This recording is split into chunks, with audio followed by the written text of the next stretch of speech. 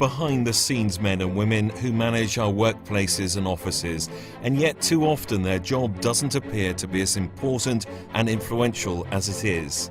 So raising the profile of facilities management is seen as crucial in attracting the right people into the sector and helping to establish the profession as a career in itself.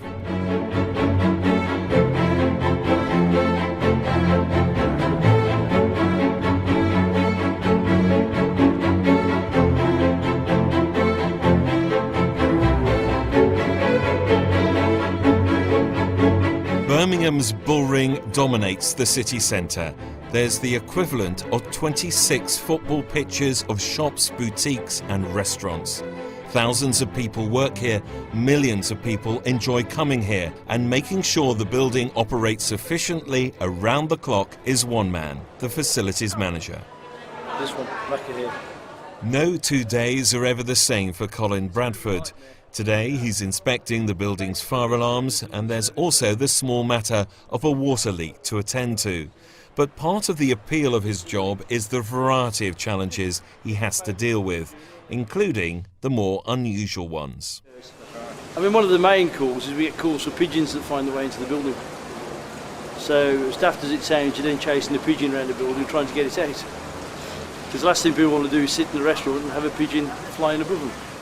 Colin came into facilities management after working as an engineer for many years. The sector skills agreement suggests making the profession more attractive to skilled workers who want a career change, while also encouraging recruitment in lower and junior positions, where currently there is none. By developing qualification frameworks and occupational standards, it's hoped the profession can be marketed as a more clearly defined industry. I think the only way of tackling the issue is to make it a recognisable job role. Try and get more people into the industry. Try and make it a proper career path so that people realise what facilities management actually involves on a day-to-day basis. We make it happen when everybody else has gone to bed. We sort all the problems so that nobody else has headaches. We tend to interface with every single department that there is in a building. So the sector skills agreement recognises the need to raise the profile of facilities management, to develop career pathways into the sector, and to work towards more effective representation of the profession. Another city and another iconic building. Centre Point in the very heart of London offers unrivalled panoramic views across the capital. But here the job of looking after the building is contracted out. By leaving the facilities management to the professionals, the companies who take office space can concentrate on their core business. It's another sign of how the sector is growing in importance. The benefits of outsourcing are the fact that it's somebody else's worry with regard to people who don't turn up for work, dealing with holiday cover and sickness cover. It does allow the client to concentrate on their core business and takes all of that away from them. And they don't have to think about it. They've got people who have got the skills and the expertise, and once they've understood the complexities of the building and how the client wants it run, then you're there to take their problems away and run with it.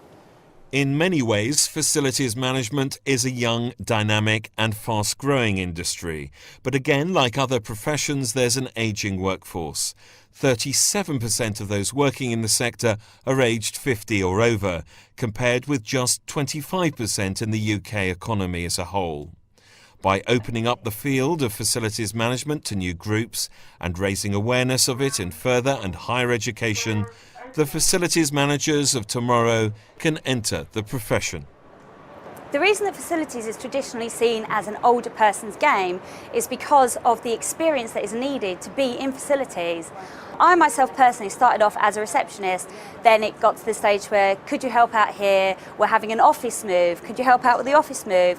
We're having some stuff done with security, can you help out with security? Cleaning. As I took on more, I realised that my responsibilities were growing, and that is what facilities is all about. I'm now assistant facilities manager here at Centre Point, and the opportunity is just out there. From here, there's facilities management, regional facilities management. The sky's the limit. And by raising awareness of what the sector can offer, Asset Skills, through its partnerships with professional and training bodies, is confident facilities management will increasingly be recognised as a career of choice for school, college and university leavers.